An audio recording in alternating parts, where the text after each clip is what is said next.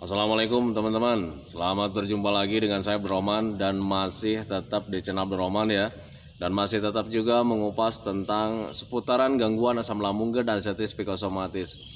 Nah, di season kali ini saya akan share video tentang sensasi merasa lelah dengan keadaan gitu teman-teman. Karena untuk orang-orang yang terkena gangguan asam lambung dan diabetes psikosomatis sering mengalami dominan seperti itu ya, jadi selalu merasa lelah dengan keadaan kita gitu teman-teman, karena kita itu sudah merasakan tidak nyaman dari gangguan ini itu ya sudah sangat agak lama juga gitu teman-teman ya, dan kadang kita itu selalu merasa lelah. Nah itu teman-teman ya, nah makanya bagi teman-teman yang sekarang sedang merasakan hal seperti itu teman-teman ya, tolong tonton videonya sampai habis, jangan di skip biar kalian nanti mengerti, biar kalian nanti paham, dan ketika mengerti dan paham kalian minimal nanti bisa menanganinya dengan mudah dan kemudian timbul rasa semangat gitu teman-teman ya. Karena untuk orang-orang yang terkena gangguan asam lambung dan diabetes psikosomatis, rasa semangat itu sangat penting sekali untuk pemulihan dari gangguan asam lambung dan diabetes psikosomatis. Nah itu teman-teman ya, nah makanya tonton videonya sampai habis, jangan di skip. Nah kemudian seperti biasa ya, bagi teman-teman yang baru bergabung, kalau seandainya kalian mau bertanya tentang seputaran gangguan asam lambung dan diabetes psikosomatis, alangkah baiknya kalian tonton dulu video-video saya sebelumnya, karena untuk seputaran gangguan asam lambung dan diabetes psikosomatis semuanya sudah saya share ya. Dari mulai cerita saya yang terkena gangguan asam lambung dan diabetes psikosomatis, kemudian merasakan 1001 macam sensasi yang sangat tidak nyaman, itu sudah di-share, dan kemudian bagaimana cara menangani setiap sensasi yang hadir itu juga sudah di-share. Nah makanya biar lebih jelas, biar lebih detail, alangkah baiknya kalian tonton dulu video-video saya sebelumnya. Nah itu teman-teman ya. Dan kemudian bagi teman-teman yang baru bergabung juga, seandainya kalau misalnya kalian belum subscribe channelnya, mohon videonya itu di subscribe dulu, karena untuk subscribe itu tidak memerlukan biaya, tidak memerlukan pendaftaran. Jadi subscribe itu adalah hal yang sangat mudah sekali bagi teman-teman lakukan ya. Jadi teman-teman itu cukup memijit saja tulisan subscribe, biar kenapa? Jujur ya, biar videonya itu cepat berkembang dengan baik. Dan kalau seandainya videonya itu berkembang dengan baik, sudah barang tentu itu akan menambah semangat tersendiri buat saya untuk terus nge-share tentang seputaran gangguan asam lambung dan diabetes psikosomatis ini terhadap kalian.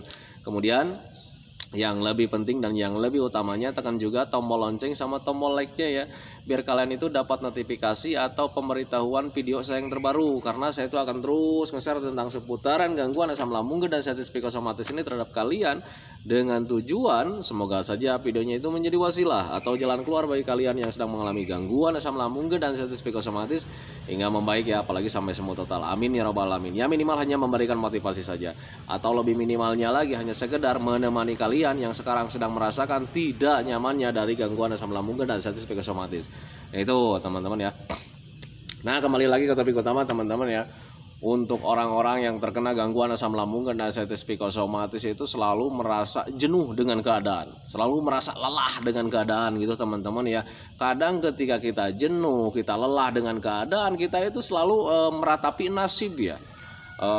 Ini kok saya itu seperti ini terus-terusan gitu teman-teman ya. Kenapa kita itu berbeda dengan orang lain yang sehat, kemudian yang normal, bisa jalan-jalan, tertawa, kemudian bercengkrama dengan keluarga, kebahagiaannya ada gitu teman-teman ya. Nah tetapi untuk orang-orang yang terkena gangguan asam lambung dan diabetes psikosomatis, kita itu selalu merasa seolah-olah hidup kita itu sendiri.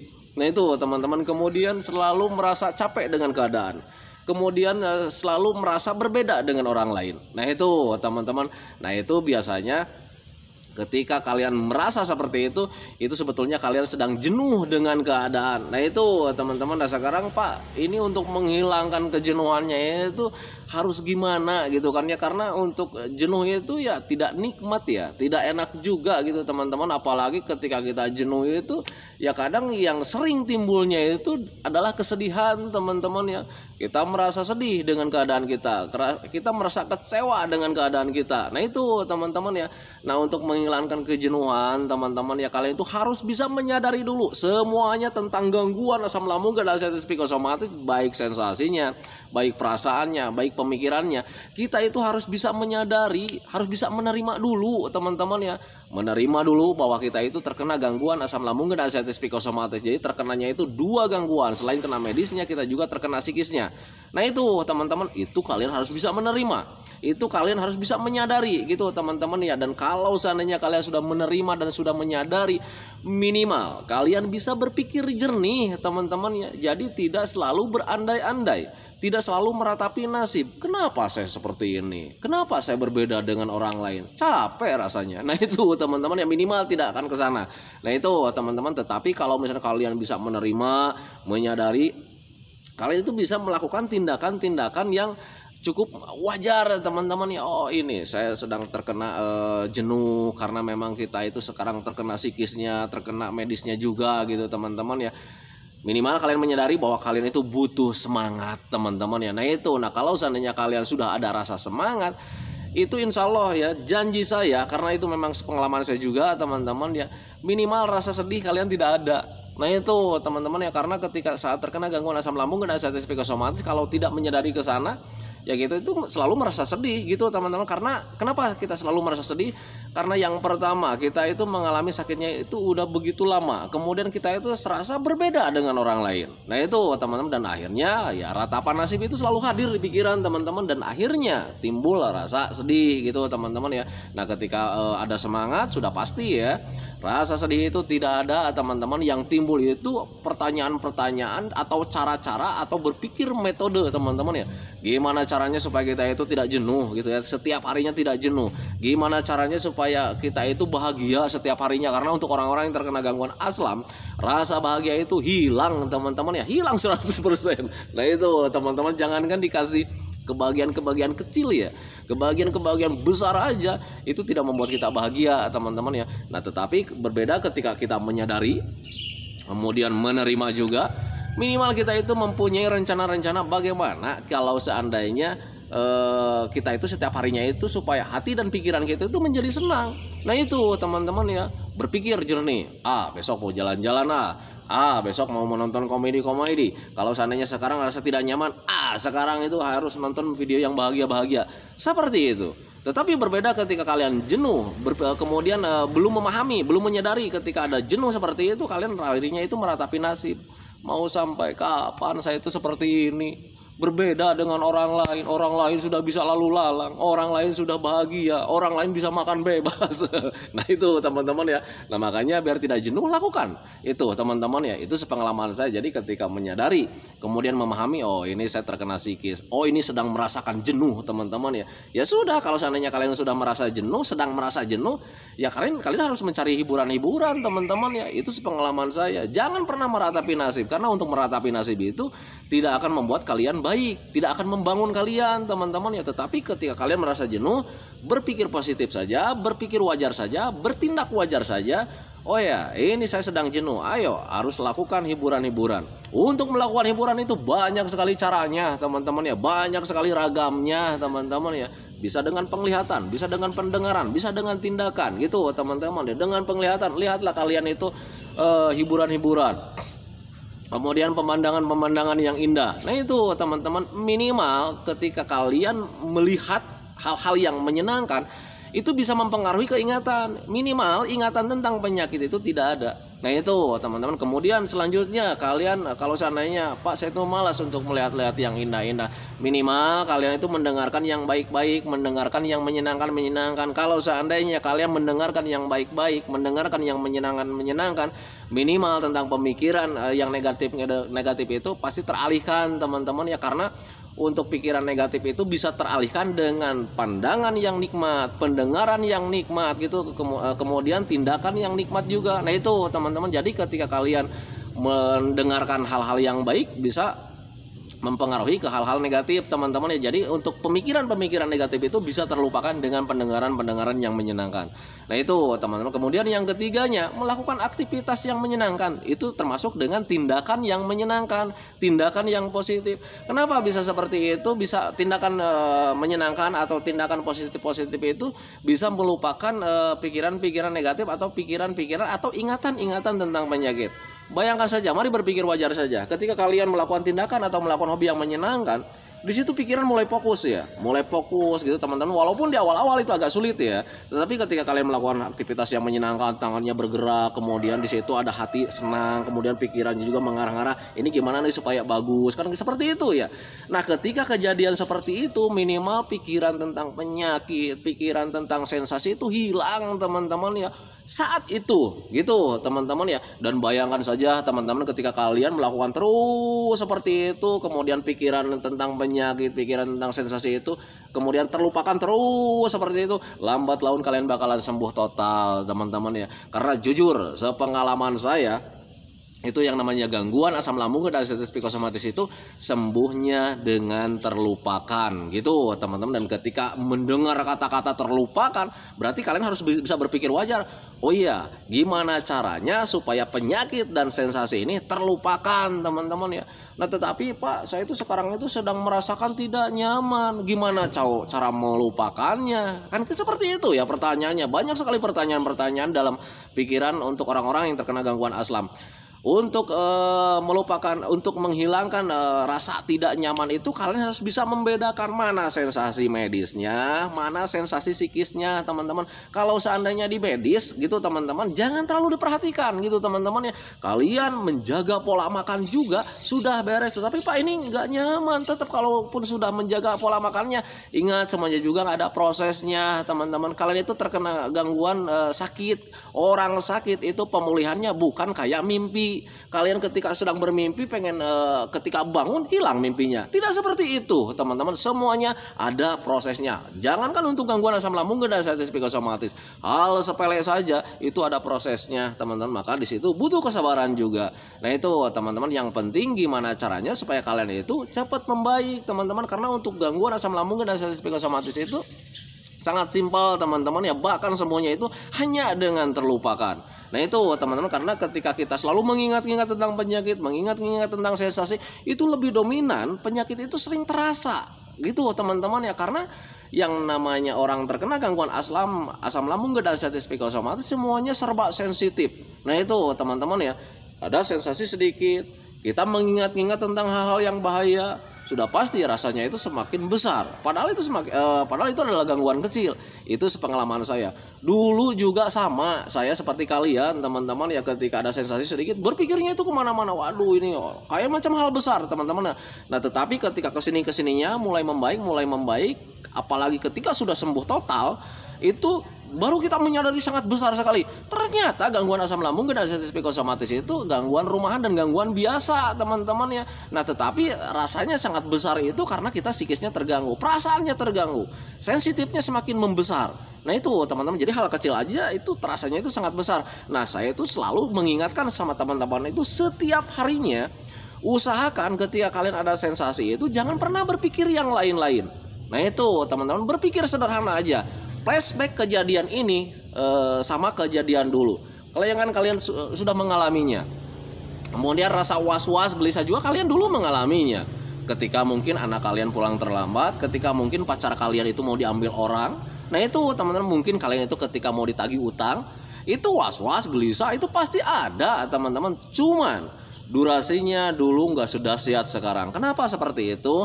Karena sekarang sensitif kaliannya itu sedang tinggi-tingginya. Kenapa sensitif kita itu sedang tinggi-tingginya? Karena ada trauma. Trauma dari mana? Trauma dari hal-hal yang tidak kita inginkan. Apakah itu? Itu tentang kematian. Nah itu teman-teman, biasanya ke sana gitu teman-teman, dan semuanya itu serba sensitif sekarang. Nah pahami saja ke sana, kemudian sadari saja ke sana. Nah itu teman-teman, jadi untuk orang-orang yang terkena gangguan asam lambung dan diabetes psikosomatis, sebetulnya kalau seandainya kalian sudah menyadari, sudah memahami, itu sebetulnya untuk gangguan asam lambung dan diabetes psikosomatis itu ringan teman-teman ya. Adapun rasanya yang sangat nikmat itu gitu teman-teman, yaitu karena memang dipicu dari sensitif kita sedang tinggi, jadi rasanya sangat dahsyat sekali. Kemudian sensasinya itu sangat banyak sekali. Orang bilang itu nano-nano. Wajar teman-teman, karena itulah ciri khas dari gangguan asam lambung dan diabetes psikosomatis. Ciri khas ketika kita terkena gangguan medisnya, kemudian terkena psikisnya juga, terkena perasaannya juga. Nah itu teman-teman ya, patut kalian ketahui bahwa semua gangguan kita itu gangguan yang namanya gangguan sakit itu rasanya berbeda-beda. Sakit gigi mungkin rasanya nyut-nyutan, pening kepala mungkin nyut-nyutan, meriang mungkin panas dingin itu meriang gitu teman-teman ya. Nah sekarang kalian terkena gangguan asam lambung dan diabetes psikosomatis, terkena dua gangguan medis sama psikis, rasanya kayak gimana? Nah inilah rasanya. Nah itu teman-teman sadari saja ke sana. Tetapi apakah berbahaya? Tidak teman-teman ya, sama sekali tidak berbahaya. Kalau seandainya itu gangguan berbahaya, di YouTube itu tidak akan bermunculan orang-orang yang sudah mulai membaik, sudah mulai sembuh total dari gangguan asam lambung dan diabetes psikosomatis, kemudian memberikan edukasi, pencerahan buat kalian, memberikan jalan keluar. Tidak akan seperti itu teman-teman kalau seandainya gangguan asam lambung dan diabetes psikosomatis ini berbahaya. Dan kalau seandainya asam lambung dan diabetes psikosomatis ini berbahaya, saya tidak akan duduk di sini menemani kalian. Nah itu teman-teman, itu menjadi patokan buat kalian. Ternyata Abdurrahman saja yang separah-parahnya waktu dulu terkena gangguan asam sekarang bisa menemani kalian. Nah itu teman-teman, apalagi kalian cuman terkenanya itu mungkin 80%, mungkin mungkin cuman 20% gitu teman-teman ya. Saya aja Abdurrahman saja dulu yang terkenanya itu 80% tidak bisa ngapa-ngapain, berbaring gitu teman-teman ya, cuman berbaring nengok, makannya cukup makanan bubur bayi gitu teman-teman. Sudah banyak yang ngaji juga. Nah sekarang bisa menemani kalian. Nah itu teman-teman, itu menjadi patokan buat kalian bahwa gangguan asam lambung dan diabetes psikosomatis itu tidak berbahaya sama sekali. Sama sekali tidak berbahaya, hanya mengganggu saja. Mengganggu terhadap apa? Terhadap kualitas hidup kalian, menjadi kurang produktif. Gimana mau produktif teman-teman ya, kalian itu terlalu merasa-rasa gitu teman-teman ya. Ada sakit sedikit, ada sensasi sedikit, kalian tiduran, rebahan pakai selimut. Datang orang lalu lalang nanya, kemudian datang gitu, ayo dong kita jalan-jalan. Enggak, saya lagi nggak enak badan katanya gitu. Mau produktif kayak gimana? Kalian setiap harinya selalu begitu. Nah itu teman-teman, tetapi berbeda ketika sudah mulai memahami, kemudian mengerti, menerima juga kalian terkena gangguan itu gitu teman-teman. Dan ini butuh bangkit, ini butuh semangat. Kalian tidak akan banyak rebahan teman-teman ya. Kalian akan akan fokus dengan 3P-nya. Sudah menjaga pola makan, kemudian sudah menjaga pola hidup, kemudian sudah menjaga pola pikir juga. Ketika pagi-pagi makan sudah nih, ya sudah. Mau ngapain? Jalan-jalan, ya sudah jalan-jalan saja. Nah itu teman-teman, ada sakit sedikit, tidak berpikir kemana-mana. Waduh nih sensasi datang, oh ini sedang terjadi, ya udah nggak apa-apa. Oh ini kembung, udah masuk angin, minum aja. Nah itu teman-teman, oh sedang puasa, ya sudah. Untuk orang yang tidak berpuasa dibolehkan kalau seandainya kitanya sakit, nggak apa-apa, jangan terlalu banyak pikiran. Sesimpel itu sih sebetulnya untuk asam lambung. Yaitu teman-teman, jangan terlalu banyak pikiran, karena ketika kalian banyak pikiran, semua sensasi pasti hadir lagi. Nah itu teman-teman, makanya untuk gangguan asam lambung dan diabetes psikosomatis itu, hiduplah kalian itu simple ya, ringan, jangan terlalu banyak pikiran teman-teman ya. Ada sensasi sedikit, jangan dipikirkan. Itu untuk tag atau kata-kata seperti itu, banyak sekali orang-orang yang terkena gangguan asam lambung dan diabetes psikosomatis itu marah-marah teman-teman ya. Pak Abdurrahman itu nggak bener, jangan banyak pikiran, jangan banyak pikiran. Nggak tahu ini rasanya kayak gimana. Saya lebih tahu teman-teman ya, karena saya itu dari dulu saat terkena gangguan asam lambung dan diabetes psikosomatis durasinya agak lama, kemudian banyak sekali merasakan sensasi yang sangat tidak nyaman. Nah itu teman-teman, tetapi kalian itu harus bangkit dari mulai sekarang, karena obatnya itu ya. Jangan terlalu banyak pikiran gitu teman-teman ya. Ngapain kalian terlalu memikirkan tentang hal yang tidak berbahaya? Pak, saya itu kelayangan, apakah gimana nggak berpikir ya? Ini kelayangannya takut berlebih, nggak berlebih teman-teman. Kalian itu nggak akan mati karena gara-gara kelayangan. Kenali saja kelayangannya. Kalau seandainya kalian kelayangannya gara-gara kalian kekurangan asupan untuk tubuh kita, ya sudah makan saja, perbanyak makannya, sesimpel itu. Oh pas itu kelayangannya karena banyak pikir, ya sudah stop berpikir yang lain-lain. Usahakan hati dan pikiran gitu itu senang setiap harinya. Nah itu teman-teman, biar kalian itu cepat membaik teman-teman ya. Kalau seandainya kalian terlalu merasa-rasa, ada sensasi sedikit, kalian terlalu merasa-rasa, kemudian rebahan, tiduran, diselimut, mau sampai kapan teman-teman ya. Nah itu makanya pahami saja ke sana. Sebetulnya kalian itu sehat, kalian itu normal. Makanya ketika kalian datang ke dokter itu, Pak saya nu sakit, dokter bilang sehat, kalian cuma asam lambung saja. Ya sudah asam lambung saja teman-teman ya. Dan untuk asam lambung itu kalian menjaga pola makan, itu beres tanpa kalian menjaga pola hidup saja gitu teman-teman ya. Untuk asam lambungnya saja, kalau seandainya kalian menjaga pola makannya saja, itu ringan dan mudah. 1 bulan paling lama itu kalian tuh sudah sembuh teman-teman ya. Nah tetapi kalau misalnya diikuti dengan psikis, ada ketakutan, ada kecemasan, nah itu kalian harus bisa menerima itu dari mental gitu teman-teman. Dan itu sangat berhubungan sekali dengan pencernaan. Ketika kalian mentalnya terganggu, psikisnya terganggu, ada rasa cemas, was-was, gelisah, itu bisa memicu asam lambungnya nggak normal, dan itu saling keterkaitan. Ketika kalian pikirannya normal, tidak ada was-was, tidak ada gelisah gitu teman-teman ya. Tetapi kalau misalnya pencernaannya sedang tidak membaik, asam lambungnya sering naik, itu bisa memicu pemikiran-pemikiran menjadi jelek lagi. Nah itu teman-teman, kebalikannya juga sama gitu teman-teman ya. Ketika kalian pencernaannya baik, sehat, tidak ada begah, tidak ada apa-apa, tapi ketika kalian berpikir kemana-mana, berpikir was-was, gelisah gitu teman-teman ya, itu pencernaan menjadi tidak baik juga gitu teman-teman ya. Nah makanya pahami saja ke sana. Nah itu teman-teman ya, untuk orang-orang yang terkena gangguan asam lambung dan hepatitis psikosomatis karena sekarang hujan, saya tutup dulu videonya teman-teman ya. Takutnya ini HP-nya kena hujan jadi nanti tambah rusak lagi gitu teman-teman ya. Itulah dari video dari saya. Semoga saja kalian itu bisa menghilangkan rasa jenuh teman-teman ketika kalian merasa lelah dengan keadaan kita yang sekarang itu kok lama sembuhnya, kok saya itu udah lama begininya. Nah itu kalian sedang merasa jenuh. Untuk menghilangkan jenuh, carilah hiburan-hiburan yang menyenangkan, carilah aktivitas-aktivitas yang menyenangkan biar kalian itu ada semangat lagi. Karena untuk rasa semangat itu akan mempermudah atau mempercepat pemulihan dari gangguan asam lambung dan hepatitis psikosomatis. Stop berpikir aneh-aneh, carilah gimana caranya supaya hati dan pikiran kita itu menjadi senang, biar kalian itu cepat membaik. Nah itu teman-teman ya. Saya hentikan videonya teman-teman ya. Kemudian sebelum saya hentikan, saya selalu biasa ya, selalu mendoakan sama teman-teman itu, semoga saja teman-teman itu cepat sehat lagi, cepat sembuh lagi, cepat kembali lagi keadaan kalian yang dulu, baik semangatnya, moodnya, tertawanya, bahagianya, pokoknya kehidupan kalian yang berwarna yang dulu itu semoga saja cepat kembali lagi, karena memang saya yakin 100% bahwa keadaan kalian yang dulu itu sangat dirindukan sekali. Nah itu teman-teman. Kemudian doakan saya juga teman-teman ya, agar saya itu tetap sehat, tetap kuat, tetap ceria, agar masih bisa tetap menemani kalian. Nah itu teman-teman ya. Santikan videonya teman-teman ya. Assalamualaikum warahmatullahi wabarakatuh.